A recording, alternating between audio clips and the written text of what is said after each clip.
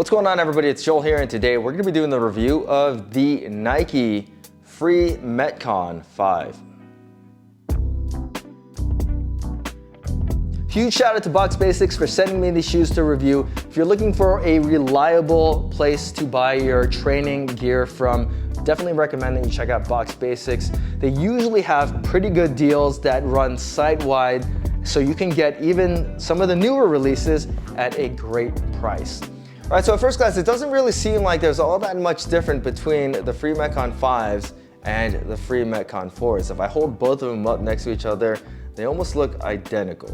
The Free Metcon 4s came out way back in 2021. These shoes have been around for almost 2 years now, and I think that is for good reason. People love the Free Metcon 4s. This is like the certified fitness influencer Metcon, and I don't blame them. It's a great all-around shoe. It may not be the best for lifting heavy, but it does everything really well. This year with the Free Metcon 5s, even though they don't look all that much different, they are actually a little bit better for lifting. Actually, I take that back. They're a lot better for lifting than the Free Metcon 4s. They're not as comfortable, but I think most people are gonna find them comfortable enough. But anyways, let's start with the construction of the Free Metcon 5s. So this year we have a new open hole mesh upper that's pretty much the entirety of the shoe. There are some overlays around the lateral and medial side and around the toe bumper to give you more support in those areas, keep your foot a little bit more contained. Around the ankle collar, there is a new, almost like kind of tongue-like design, and that is there to include people that have wider feet and bigger ankles, which with the sock-like fit of the previous two Free Metcons could be a little bit more problematic if you had a wider foot. This year, you have these little flaps on the sides of the tongue. It's still kind of like a sock-like design, but these little flaps are there so that you can tighten up the fit around your ankle after putting on the shoe, so it's more of like a standard design of shoe. And that's because the opening in general is just bigger around the ankle. So they widened out, or they kind of elongated the opening, so it's not quite as narrow or as small as it was before. The problem about that now is that there is heel slip in this shoe. If you don't tighten these up really, really tight, and even if you do tighten up really, really tight, there is still heel slip because of the angle of the heel this year.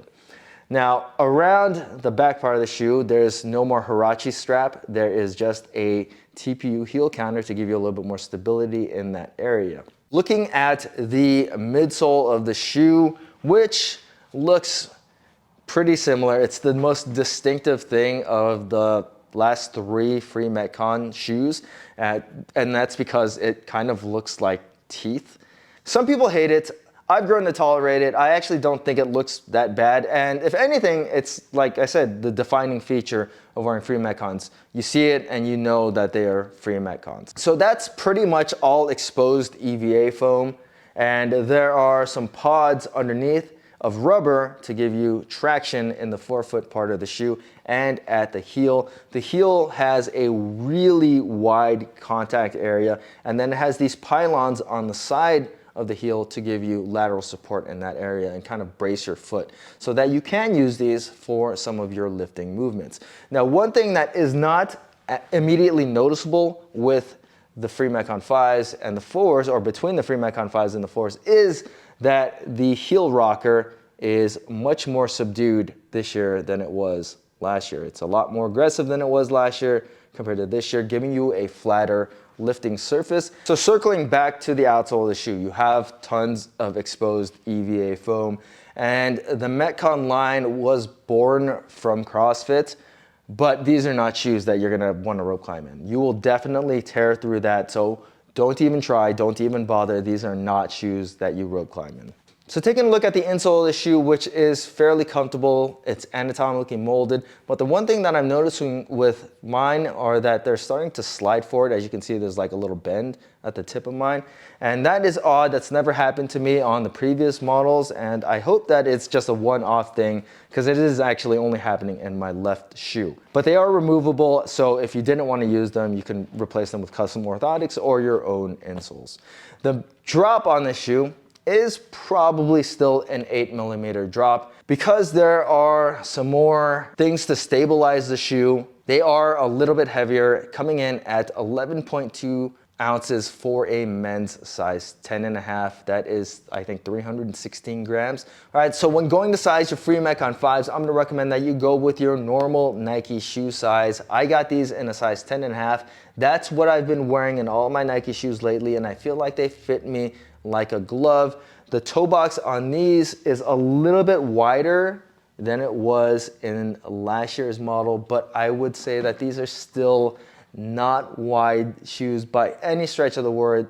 So if you had wide feet, these are probably not going to be a great option for you, even if you were to size them up. Another person that I really wouldn't advise these for is somebody that had really flat feet. That usually goes along with really wide feet as well, because the arches on these are pretty prominent and noticeable.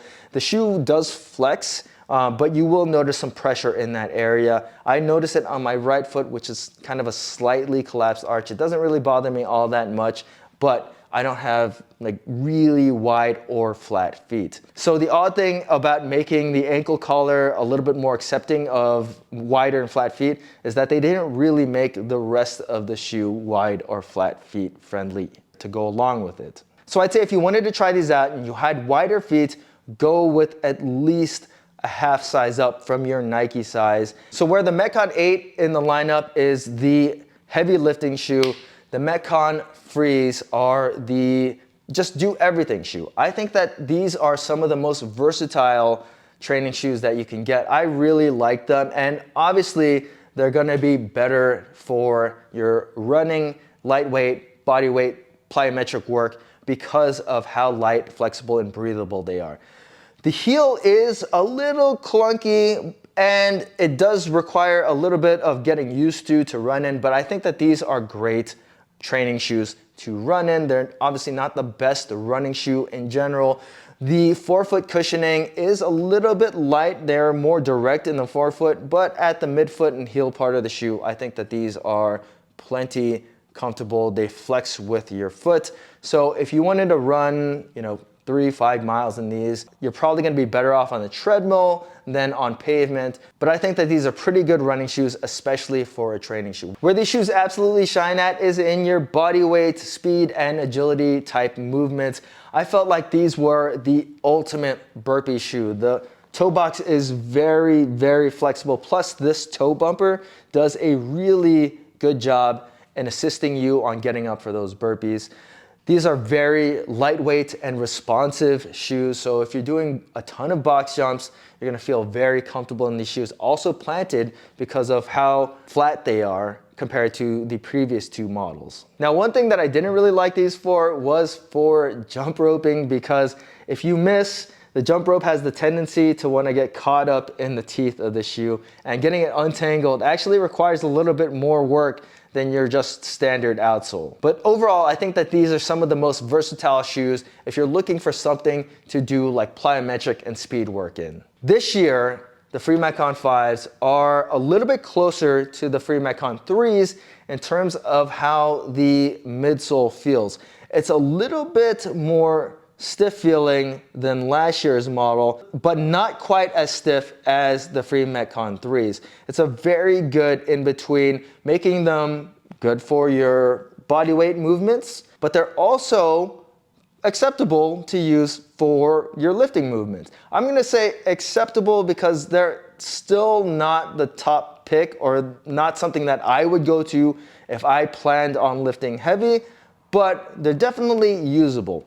I use these for some Olympic weightlifting movements, and while the forefoot and the midfoot of the shoe are pretty flexible, if you focus on just kind of hanging back on the heel then I think you'll be okay for the majority of the stuff, especially the weights that you'll find in a CrossFit workout. Where I thought that these were just not that great is if you planned on going any heavier than like 80% on your back squat weight or your deadlift weight, these kind of fall apart a little bit and they become just not that stable. They're a little bit soft and they become a little bit squishy in the mid and heel part of the shoe. So if you are planning on picking something up or using a shoe for a heavier day at the gym, then I'm gonna say you're definitely gonna wanna pack along your lifting shoes or just wear your Metcon 8s. But for like 80% of the lifting that you're gonna do in the gym, I find that the free Metcon 5s are plenty. And I really like the fact that the platform on the 5s is more flat than the previous two free Metcons,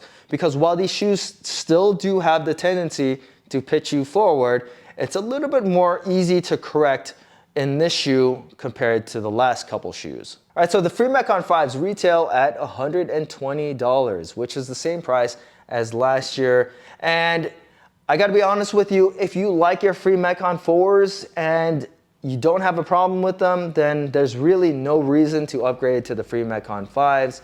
If you felt like the free Metcon 4s were just a little bit too soft and hard to lift in, then I would say you probably want to go ahead and give the free Metcon 5s a try. Now, if you were somebody that were looking at this shoe and you always wanted a pair of free Metcon 4s, but you just couldn't get your foot inside of them, buy these with a little bit of caution, because while the ankle opening is a little bit more forgiving, the rest of the shoe is kind of the same in terms of the way that it fits. There's still kind of a narrow shoe just overall, and I think that they're still gonna alienate a big group of people out there. But if you're somebody that was just looking for a versatile training shoe and you leaned a little bit more towards the lighter weight, body weight, agility, speed kind of spectrum, and not so much on the heavier power lifts